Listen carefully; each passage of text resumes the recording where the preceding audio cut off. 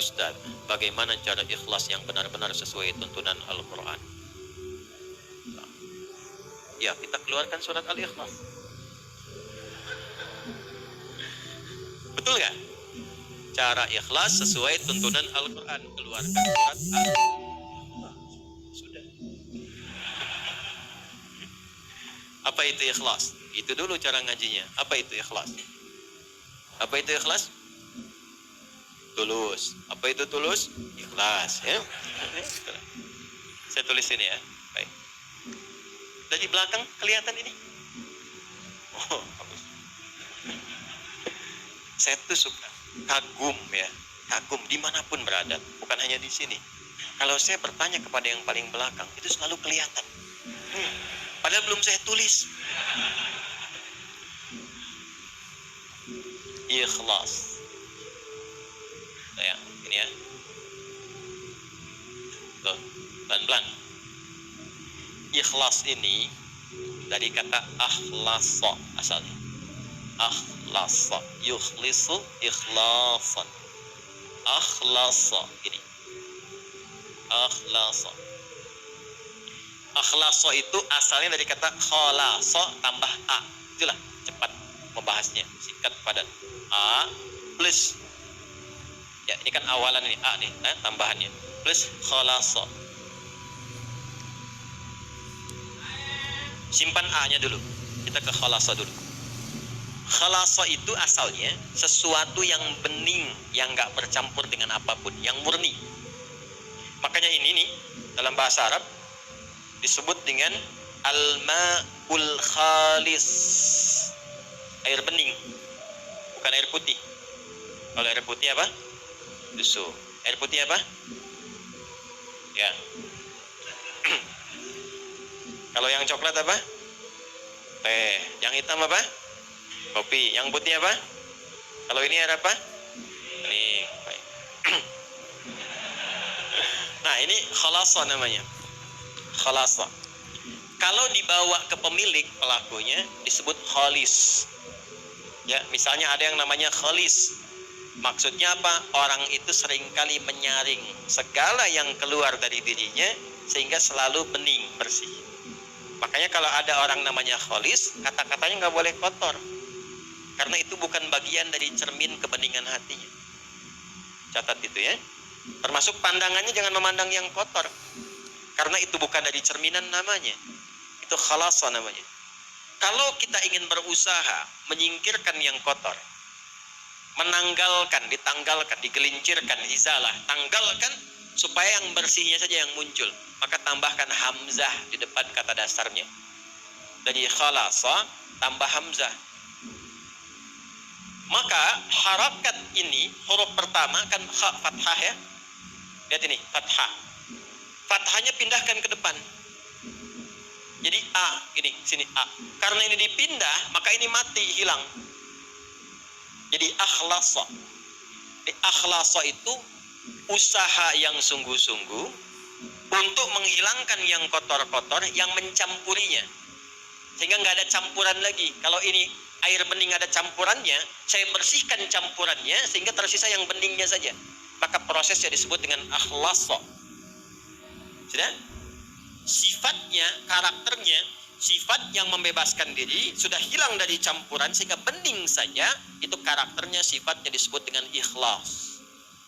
Di ikhlas itu asalnya keadaan yang murni, bening, yang tidak bercampur dengan motivasi atau keadaan apapun di luar dengan tujuan pokok yang ingin diraih. Misal, tujuan kita beribadah kan karena Allah kan? Nyembah siapa? Allah, ya. Wa ma khalaqtul jinna wal insa illa liya'budun. Kata Allah, aku enggak ciptakan jin dan manusia kecuali untuk menyembah aku. Maka kalau kita menyembah, nyembah siapa?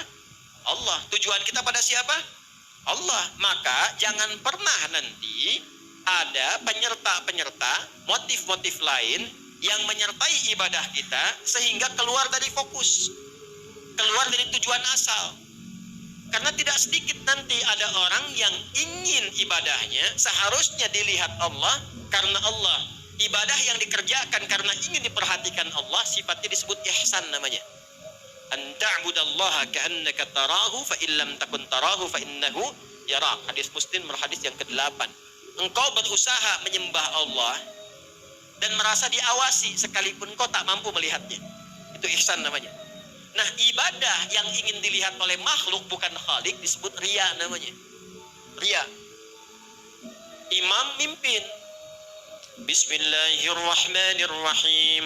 Alhamdulillahi rabbil alamin. Maghrib. Bagus. Bapak komen setelah sholat. Masya Allah Ustaz, tadi bagus sekali suaranya. Mudah-mudahan Ustaz dijaga. Isya ditambahin cengkoknya dikit. Karena pujian tadi. Alhamdulillahi rabbil alamin. Kan? Karena tujuan untuk didengar oleh orang yang tadi. Atau ingin kelihatan oleh yang lain, saya pun bisa sholat berjamaah. Maka ingin dilihat disebut dengan riya, ingin didengar disebut dengan sum'ah. Itu yang menggeser dari ihsan.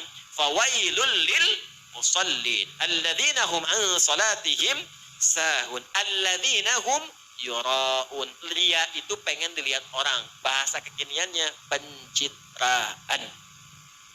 Paham? Sedekah karena pencitraan. Bapak, ada masjid Miftahul Jannah di Gede Bage akan renovasi. Saya yang tanggung semuanya. Saya kasih 1 miliar. Tolong pasang spanduk dari Sabang sampai Merauke. Ini Haji Fulan, bisa. Nah, itu riya namanya. Itu mencampur sesuatu dari yang pokok.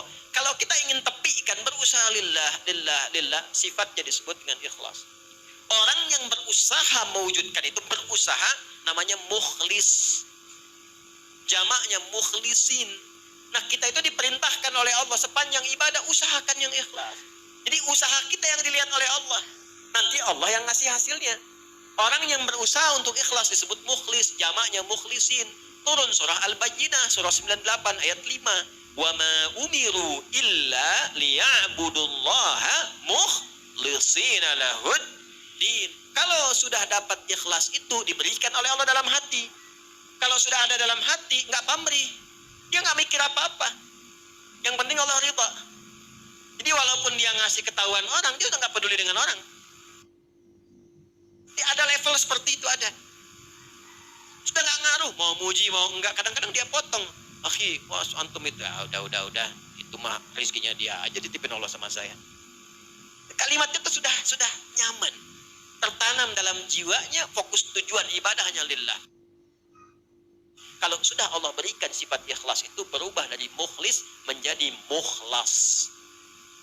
Ada ikhlas, ada mukhlis, ada mukhlas. Mukhlis, ada mukhlas.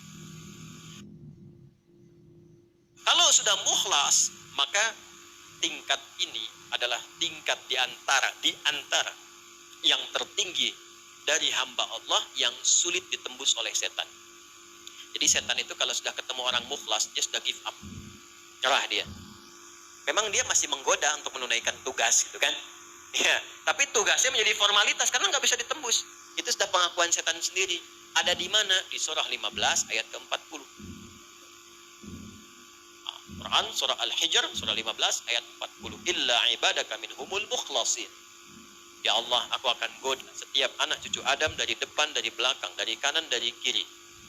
Di kanan, kiri, depan, belakang itu setan datang. Ya, kenapa enggak dari atas? Karena atas itu adalah bagian dari Allah untuk memberikan bimbingan lewat malaikat. Kenapa enggak di bawah? Sudah dikubur. Kalau sudah dikubur, setan enggak goda lagi. Kalau setan masih menggoda mayit, kurang kerjaan setannya. Orang udah enggak ada beban ibadah, kok masih digoda. Paham ya? Nah, inilah mukhlas. Kalau sudah jadi mukhlas, gak bisa ditembus. Illa ibadaka minhumul mukhlasin. Kecuali hambamu yang mukhlas. Makanya suratnya surah 15. 15 itu Al-Hijr. Hijr itu benteng. Jadi kalau kita sudah ikhlas baik, punya benteng kita yang gak bisa ditembus. Tetap digoda. Tapi bukan berarti selamanya akan begitu. Masih dipertahankan. Pertahankan dengan apa? Dengan jalan. Apa jalannya? Jalan besar itu disebut syara. Konsepsinya disebut dengan syariat. Maka munculnya syariat. Jadi untuk ikhlas itu lewat syariat. Apa bentuknya? Nanti turunannya lewat ibadah. Apa di antara detailnya? Lihat aja, setiap ada kata yang memiliki pada keikhlasan, amalannya itu yang mengantarkan pada ikhlas. Di mana ditemukannya? Gampang. Setiap ada ayat, ada dibuka dengan kalimat iman, maka amalan setelahnya mengantarkan pada ikhlas. Kalimat iman pertama Al-Baqarah ayat 3. Alladzina yu'minuna bil ghaib wa yuqimunas shalah. Tuh, kalau kita melatih sholat dengan baik, dapat ikhlas. Jangan cukupkan pada yang fardu. Karena yang tidak pengen banyak ikhlas pun 5 waktu juga. Kalau pengen dapat itu menjadi mukhlas, maka latihan, tambah sunnahnya, tahajud bangun. Gak apa-apa, malam pertama itu gak apa-apa, 2 rakaat juga gak ada masalah. Nanti setelah menikmati itu akan tambah 4, witirnya baru 1, sampai nanti 10, witirnya 1 sebelah. Ada yang makin enak, makin nikmat jadi 2, 3, ada yang 39. Itu masing-masing mendapatkan kenyamanan. Nanti setelah itu tiba-tiba paginya udah syuruk dia, dapat duha lagi, pertengahan, duha akhir, rawatibnya. Kalau udah terbiasa dengan sholat sunnah, itu suasana hatinya akan beda. Makanya amalnya pun akan lain. Itu sholat tuh, itu baru sholat. Tuh, kaget kan? Dan kalau sudah sholatnya bagus itu nanti akan ada pancaran. Di antara pancarannya sudah bisa gemar berbagi. Kalau sholatnya sudah bagus, nggak harus dengan harta. Jangan selalu diartikan dengan harta. Berbagi perhatian, berbagi ilmu, berbagi petunjuk pada kebaikan. Makanya setelah sholat, lanjutannya infak. Wa mimma razaqnahum yunfiqun. Infak pun masih latihan juga. Jadi begitu Anda banyak memberi, berbagi, bukan memberi ya, berbagi. Maaf ya, dibagikan. Kenapa dibagikan? Karena Allah titipkan. Jadi yang dibagi itu titipan Allah, bukan punya Anda, bukan punya saya. Mumpung Anda yang dititipi, cepat ditunaikan. Sebelum itu dicabut, dititipkan pada yang lain. Itu cara bacanya. Dari mana taunya bahwa itu bagian orang lain, bukan kita? Maka lihat kebutuhan kita itu seperti apa dalam sebulan. Ada anak, ada istri, kan? Atau sebaliknya, istri ada suami, ada anak. Ada siapa lagi? Bagaimana kebutuhan sebulannya? Berapa banyak yang dibutuhkan? Keluarkan dulu, simpan dulu. Lalu setelah itu, kalau kita sebut bagian dari kelebihan, apa rencana-rencana masa depan yang paling dekat? Atau yang jauh? Itu yang kita sebut dengan tabungan. Kalau sudah terpenuhi itu, lebih dari itu hak orang lain yang Allah titipkan lewat kita. Nanti disebutnya infak. Infak itu banyak nanti. Kan infak pertama untuk keluarga. An-Nisa ayat 34. Infak kedua untuk kerabat terdekat nanti. Seperti orang tua. Orang tua itu bukan dizakati, tapi diinfaki. Dalilnya mana? Al-Baqarah ayat 215. Yas'alunaka madza yunfiqun. Mereka bertanya padamu Muhammad sallallahu alaihi wasallam, apa yang harus diinfakkan? Qul ma anfaqtum min khair. Kalau mau infak, kata Allah, yang terbaik. Jangan engkau nggak suka lihatnya saja dibagi orang. Itu ada di Al-Baqarah ayat 267 sampai 269. Wala tayammamul khabitha minhu tunfiquna walastum biakhidhihi illa an tughmidu fi. Jangan kasih orang benda yang kamu lihat saja sudah nggak suka. Ya, jangan masukin kotak infak. Keadaan uang yang Anda lihat aja udah nggak suka. Dilecek di bank aja nggak diterima, masukin aja kotak infak. Bisa ya? Nah, jangan seperti itu langsung dapat penolakan dari Allah. Kalau sudah ada yang terbaik, yang bagus, maka kepada siapa diberikan? Lil walidain, orang tua. Orang tua tuh memang nggak pernah minta di lisannya. Tipikalnya begitu. Tapi kadang-kadang kode kerasnya itu sering muncul lewat sikap. Itu harus pandai dibaca. Alhamdulillah. Mama cekap teh jagong oge ya. Oh, berarti kemarin makan jagung. Segera kirimkan berasnya. Ya, oh, pengen mangga. Kita tadi ngalangkung ke Kosambi, nih rawas pisan ketinggalan. Cepat ke Kosambi. Apa yang disebutkan cari. Kalau memang bisa didapatkan. Kalau ada kelebihan harta yang Allah titipkan, orang tua 9 bulan lebih 10 hari dikandung, dirawat-rawat, diberikan ASI. Kalaupun Anda sukses, kata Allah, jangan bangga dulu. Bukan karena kerja keras Anda. Mungkin itu tangisan ibu Anda yang sering berdoa kepada Allah. Minta anaknya jangan seperti saya, ya Allah. Begitu keluh keringat ayah Anda yang dulunya ke sawah, serabutan, minta sama Allah, ya Allah, tinggikan derajat anak saya. Jadikan dia lebih nyaman. Gak apa-apa saya begini, ya Allah, yang penting anak saya nyaman tidurnya. Kuliahnya tinggikan, sekolahnya tinggikan, berikan derajatnya. Makanya ketika Anda tumbuh dan sukses, bahkan sukses, itu Itu yang pertama diminta oleh Allah dan diperintahkan. Berdoa mensyukuri itu dengan mengarahkan doa pada orang tua. Qala rabbi auzi'ni an ashkura ni'mataka allati an'amta wa ala walidayya. Itu ada di Quran surah 46 ayat ke-15.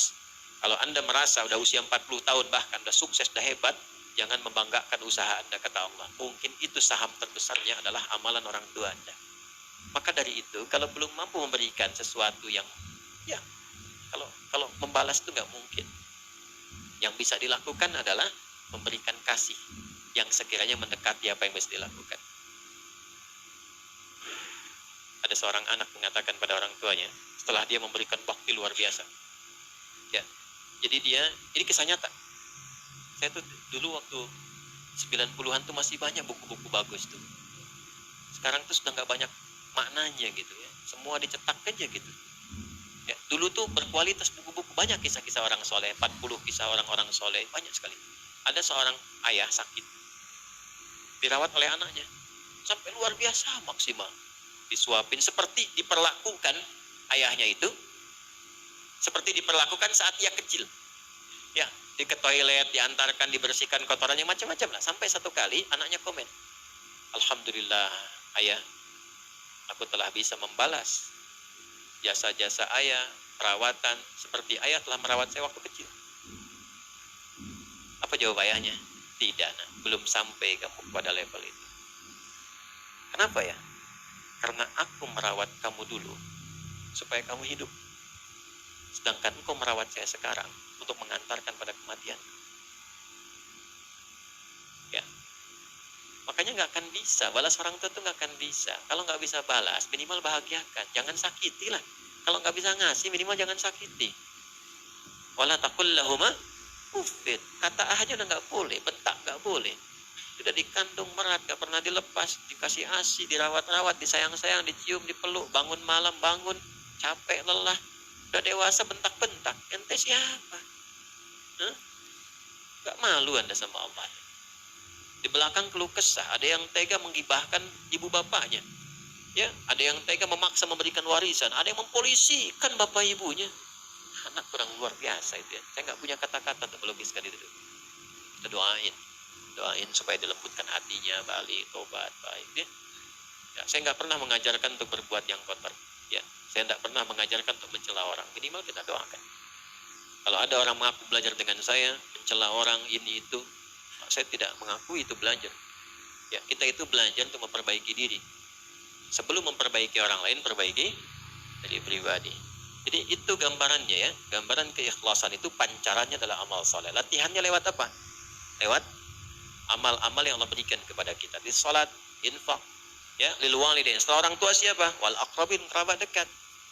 Nah, jangan sampai Anda infak jauh-jauh keluar sana, ternyata anak kakak sendiri kurang perhatian. Anak bibi masih harus disantuni. Dilihat. Wal yatama, anak yatim. Wal masakin, orang miskin, wabnis sabil, orang yang kesulitan dalam perjalanan. Nah, perjalanan itu macam-macam. Ada yang di jalan, ada yang tafsirannya beasiswa yang keluar butuh bantuan dan sebagainya. Ya, ada yang SPP-nya belum bayar sehingga jalan sekolahnya terputus. Nah, itu maknawinya banyak sekali. Perhatikan itu. Nah, nanti di luar itu ada lagi yang tinggi juga seperti fisabilillah, babnya banyak. Nah, yang pokok apa? Zakat. Itu kalau udah berlatih, coba latihan ya. Ada orang-orang yang kalau ba'da subuh tuh suka keluar tuh. Coba deh ikuti itu. Itu tuh Masya Allah. Ginilah, besok tuh Jumat. Gak usah banyak-banyak lah. Ya, 1.000, 2.000 atau 5.000. Siapkan aja untuk infak. Tapi saya minta nih, Anda keluarkan dengan tangan Anda sendiri. Banyak di jalan tuh. Atau sekitaran Anda. Cari betul-betul kualifikasi orang yang memang memerlukan itu. Yang sudah sepuh keliling, panggul dengan keringatnya itu. Jualan donat, jualan ini, jualan itu, jualan macam-macam. Dekati. Terima kasih Pak.